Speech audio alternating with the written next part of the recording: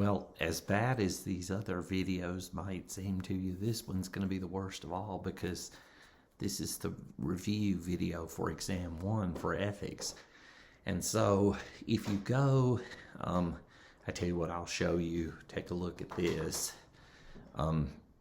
If you go to the location in the table of contents where you see review for exam 1, then you can see the review questions.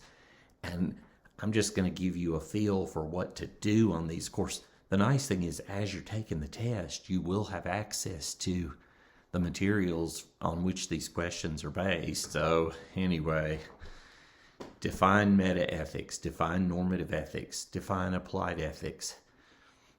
What is Sartre's view on the nature of morality? According to Sartre, how should you get your morals?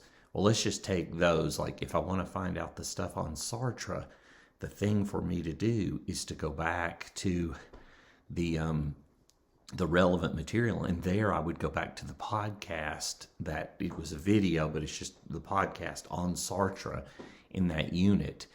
With meta-ethics and normative ethics, there was in the first unit, there's a written explanation of those. Put that on there too. Kenny, can you put that on there? What is Sartre's case of the student? It'd be in the same podcast. What is the view of ethical relativism? Well, that's in the first video. The example of the Inuit tribe, and so on. Now we get to the one that, what is the example of the samurai warrior and his sword? What does Midgley think it shows? That's from that reading snippet you did. So all this stuff is in the units. That's the best way to put it. It's either in the videos or in the readings. And if I were taking this test, I would take notes on each of these questions. Not anything huge, but I would make sure I knew where to go to find the answers to these, or answer the questions before you take the test. I mean, it's up to you how you handle it. So I'm skipping down there. A lot of these, this is just the basic material. In Killing Spree, Chris lists 4 moral principles. Gosh, you all did a great job on that. Those 4 principles, you want to know what those are and use them as premises of general deductive arguments. Well, if I ask you to do that, I'll help you with that. You just use the moral principle as the first premise. We'll do more on that later anyway, but so I'm just looking at this. Describe cases from the Philippa Foot article that seem to support utilitarianism, the trolley case and the crash landing case. Well, that was in the video on Philippa Foot, that the trolley la video, kind of ridiculous. But anyway, let's see. In Kant's view, why is it wrong for Dr. Frankenstein to break his promise to the creature? Well, that's discussed in that video. You can't, K-A-N-T, fake Frankenstein. So all of these, even if you haven't watched the videos yet, that's what you should do to get ready for this. And you want to, I would just go through this because I'm going to make the test based on these questions, the short answer part. Then we get to the essay. The following is the essay you will do for exam 1. Is morality real? Are claims like it is wrong to murder true for everyone in every time and every culture? In this essay, argue for or against the claim that morality is absolute. Your essay should be structured following Harvard's A Brief Guide to Writing the Philosophy paper. That means use the thesis paragraph, main argument paragraph, blah, blah, blah. Let's see. Aquinas, I'm just looking through this. Now look, everybody, here's the way, go on down here, and I highly recommend looking at the Harvard guide, but I'm going to cut to the chase here. It really will help you, though, even in other classes. It helped me with my writing, but all right, but if you go down, important note, when you argue, do not use rhetorical questions or emotional appeals. So in your essay, never ask your reader a question like, isn't it obvious that relativism is wrong? No, don't ask any, make arguments with conclusions and then back them up. Okay, but look, here's the helpful part. Harvard rules for an excellent philosophy paper. So I've kind of broken this down. Number 1, begin by formulating your precise thesis. In this paper, I will argue that ethical relativism is the correct moral theory, or in this paper, I will argue that natural law is the correct moral theory, or in this paper, I'll argue that utilitarianism is, or Kantian ethics.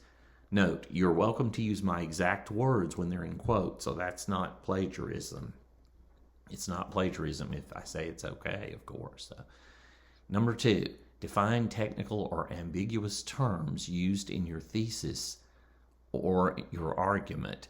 Okay, before I begin, let me explain what X is, where X will be one of the following. It's going to be the ethical theory that you're talking about. So you can say, so pretend like you're writing this not for me, because I already know some of this, but like for your grandmother, and she doesn't know what utilitarianism is, let's pretend.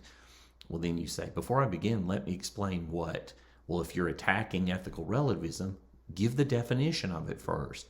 If you're defending ethical relativism, give the definition of it.